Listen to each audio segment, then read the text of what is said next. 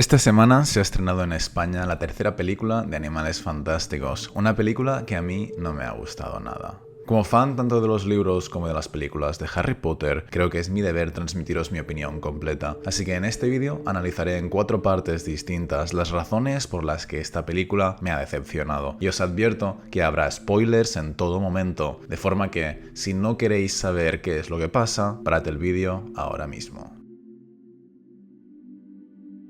La primera razón por la que esta película no me ha gustado es porque la trama no tiene ningún sentido. La película empieza con Credence y Binda aturdiendo a Newt en la jungla, pero si saben que es un aliado de Dumbledore que luchó contra ellos en París, ¿no tendría más sentido que lo mataran o que lo capturaran para que Grindelwald pudiera usarlo como rehén y extraer la información sobre Dumbledore? Más tarde, la profesora Lally recluta a Jacob, pero ¿cuál es el propósito de reclutar a un Muggle para luchar contra Grindelwald? Si en algún momento de la trama fuera necesario que un Muggle hiciera algo concreto, pues entonces tendría sentido. Pero no, Lally le dice que lo necesitan porque tiene un buen corazón, y ya está. Jacob no consigue nada en toda la película, solo hace chistes, hace que Grindelwald huya en la cena, al final lo capturan y le hacen la maldición Cruciatus. ¿Esa es su función en toda la película? Entonces, ¿para qué lo recluta Lally en primer lugar? Y más tarde, ¿por qué razón Dumbledore le da una varita? ¿Qué consigue Jacob con esa varita? De hecho, ¿la varita de Jacob sirve para algo? Porque la única vez que Jacob la usa es cuando se provoca una tormenta en la cena, pero da la impresión que en realidad toda la magia de ese momento no la provoca Jacob, sino Lally a escondidas. Así que, ¿de qué sirve que Jacob tenga una varita? No sirve absolutamente a ningún propósito. Y eso que Jacob es uno de los personajes que más me gustan de la saga, pero así como en la primera película tenía sentido que se mezclara con el mundo mágico de casualidad, aquí la excusa que han buscado no tiene ninguna razón de ser. Para un grupo de magos que quiere cazar a Grindelwald, un Muggle sería más un lastre que una ayuda. Lo único por lo que me parece que podría tener sentido traerle es para que Queenie cambie de bando, pero es que lo que ocurre con ella tampoco tiene ningún sentido. Vimos al final de la película anterior que se unía a Grindelwald, pero ahora ve que comete un par de vilezas y cambia de bando. La presencia de Jacob ni siquiera es necesario para ello, porque ni siquiera interactúan hasta después de que Queenie cambie de bando. Con esto sigue el sinsentido de que para derrotar a Grindelwald vayan un Muggle y 3 magos normales y corrientes como son Newt, Bunty y Yusuf Kama. A lo largo de la película queda claro que Theseus y Lally son muy capaces, pero los otros 3 no tiene sentido que vayan. Quiero decir, ¿acaso no había otros aurores más capaces o más preparados para luchar contra Grindelwald? Si la habilidad de Newt no es con la magia, sino con los animales fantásticos, solo tiene sentido que actúe durante la primera escena, cuando va a buscar el Qilin, pero todo lo demás lo podría hacer cualquier otro mago mejor cualificado. Entonces, ¿por qué lo hace Newt? ¿Cuántas películas tendremos que esperar para que se nos explique por qué razón Dumbledore envía a un simple magizólogo contra Grindelwald? Si es que tiene alguna razón de ser, que a estas alturas ya a mí me parece que no. Por lo que hace a Yusuf Kama es quizá lo más innecesario de toda la película, porque toda su subtrama no sirve de nada. ¿Por qué razón Yusuf se une al bando de Grindelwald para luego traicionarle? ¿Acaso descubre alguna manera de vencer a su enemigo? ¿Algún punto débil? ¿O dónde estará en un momento determinado para poder emboscarle? No, Yusuf no descubre nada durante su espionaje. Entonces, ¿Grindelwald descubre gracias a él alguna estrategia de Dumbledore? ¿O lo usa de cebo para atrapar a otro personaje de los buenos o algo así? No, tampoco Grindelwald usa a Yusuf para nada. Entonces, toda la subtrama de Yusuf uniéndose a Grindelwald no afecta en nada al desenlace de la película. Lo único que hace Yusuf es aturdir a 5 magos al final, que de todos modos podrían haberlos aturdido Theseus y Lally después de haber visto poco antes cómo se han cargado a un montón de magos ellos dos solos. Por tanto, en mi opinión, Yusuf sobra. Habría que quitarlo de la película, dado que si borrásemos absolutamente todas sus escenas, la película seguiría teniendo el mismo sentido y se entendería igual o incluso mejor.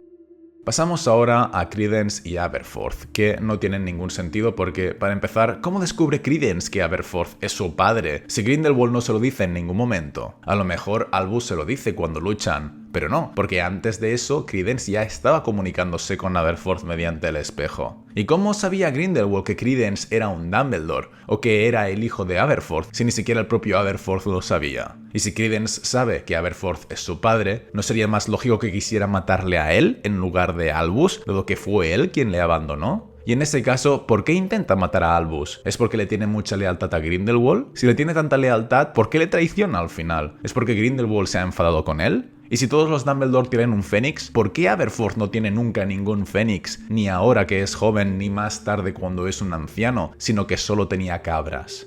Y al final de Credence, ¿Cuál es? Porque da la impresión que se muere, pero Aberforth le dice que vayan juntos a casa, así que no sé si Credence acaba vivo, ni tampoco sé cómo Aberforth descubre que el que le escribe por el espejo es su hijo hecho mayor, ni tampoco sé por qué Aberforth no le buscó antes si sabía que tenía un hijo, ni tampoco sé qué fue de la madre de Credence.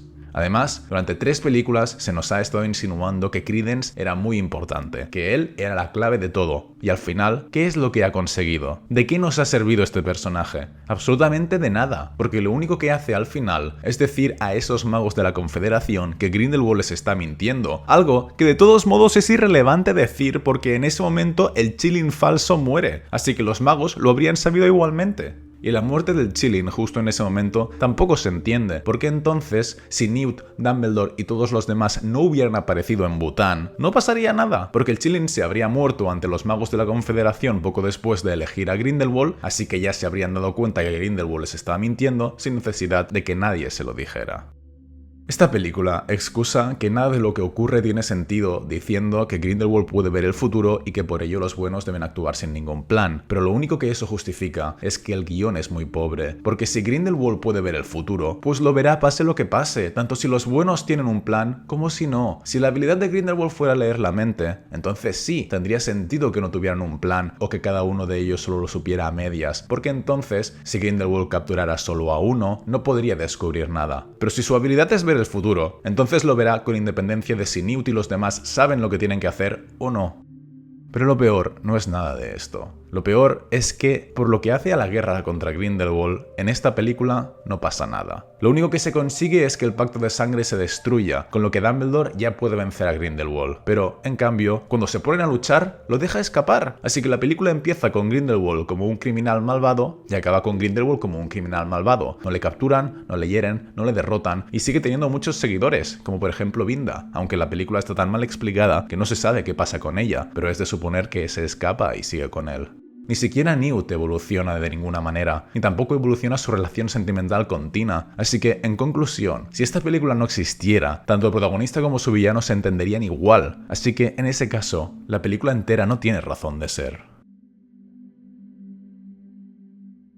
La segunda razón por la que esta película no me ha gustado es porque sus personajes y su historia no tienen continuidad ni con la saga de Animales Fantásticos ni con la de Harry Potter. Dejando de lado el cambio de rostro de Grindelwald de una película a otra sin que haya ninguna explicación en la trama, no se entiende por qué no aparece Tina hasta el final, si era la coprotagonista de las 2 películas anteriores y el interés amoroso de Newt. ¿Por qué no sale en toda la película y en cambio aparece Bunty, la secretaria de Newt, que como personaje no aporta nada? ¿De qué nos sirve que este personaje esté enamorado de Newt? ¿Acaso él lo acaba descubriendo? ¿O descubrirlo hace que él cambie? ¿O por el hecho de estar ella enamorada de él, el plan para derrotar a Grindelwald se lleva de otra manera? No, toda la subtrama de Bunty como personaje es innecesaria. Ya en la segunda película de Animales Fantásticos aparecía sin ninguna razón de ser, y en esta, todo lo que hace lo tendría que hacer Tina. Sería mucho más lógico que fuera Tina quien lleva el maletín y se lo entrega a Newt al final. Con ello, no solo darían más continuidad a la saga, sino que incluso resultaría más creíble que Tina, que es mejor bruja que Bunty porque es jefa de la oficina de aurores de Estados Unidos, consiguiera colarse en la Confederación sin que nadie la descubra.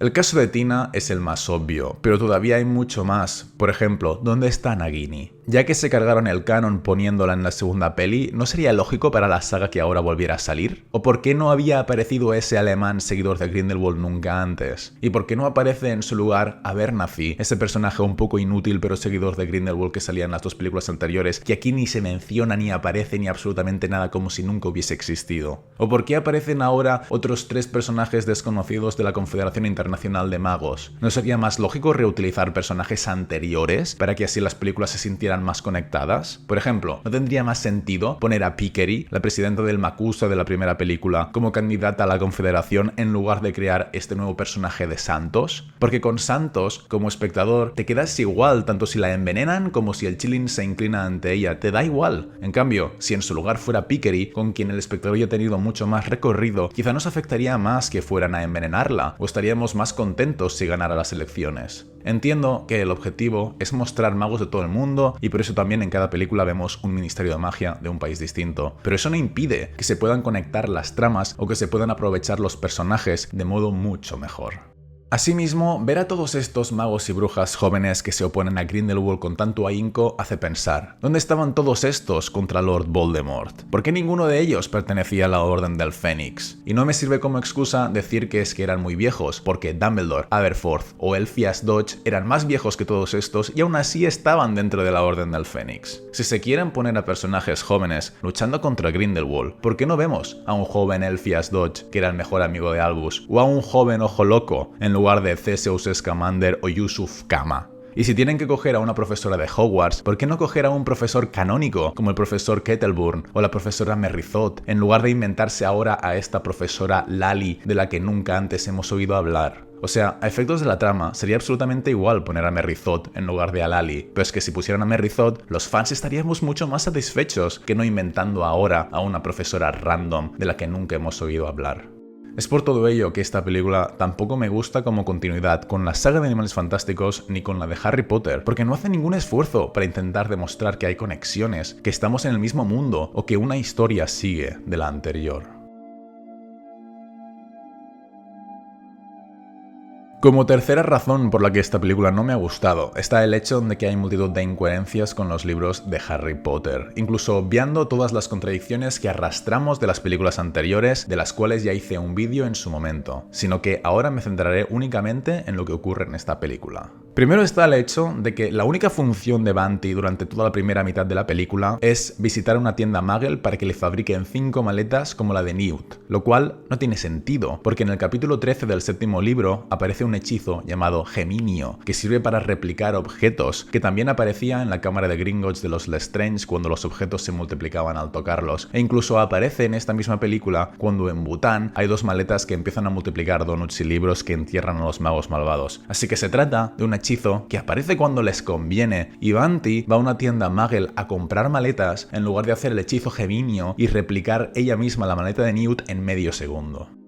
Luego reaparece la profesora McGonagall trabajando en Hogwarts a pesar de que, según Short Stories from Hogwarts of Heroism, Hardship and Dangerous Hobbies, McGonagall todavía no había nacido, y a pesar de que según el capítulo 15 del quinto libro se indicaba que había empezado a trabajar en Hogwarts en 1956, cuando esta película se sitúa unos 20 o 30 años antes de eso. Seguimos con el hecho de que Aberforth no pudo haber engendrado a un hijo en el verano en que Dumbledore conoció a Grindelwald, tanto porque en ese momento Aberforth solo tenía 15 años como porque, tal como se indica en el capítulo 28 del séptimo libro, precisamente como Dumbledore estaba todo el día con Grindelwald, fue Aberforth quien se pasó el verano entero cuidando de su hermana Ariana. Y si cuidaba de Ariana, desde luego no tenía tiempo para ir por allí saliendo con muchachas y perdiendo la virginidad. Otra contradicción se encuentra en el hecho en que Albus usa la Sala de los Menesteres, porque según el capítulo 31 del séptimo libro, Dumbledore nunca conoció esta sala, y de haber sido así, sin duda habría buscado allí los Horrocruxes del Lord Voldemort, con lo que habría encontrado y destruido la diadema de Ravenclaw mucho antes que Harry. Para acabar, también es contradictorio que él y Grindelwald coincidan frente a frente al final de la película, porque según el capítulo 18 del séptimo libro, desde que se separaron con 18 años, solo volvieron a verse una sola vez, en 1945, cuando se enfrentaron en el duelo final y Albus le venció. De modo que este encuentro entre ambos al final de la película no debería haber tenido lugar.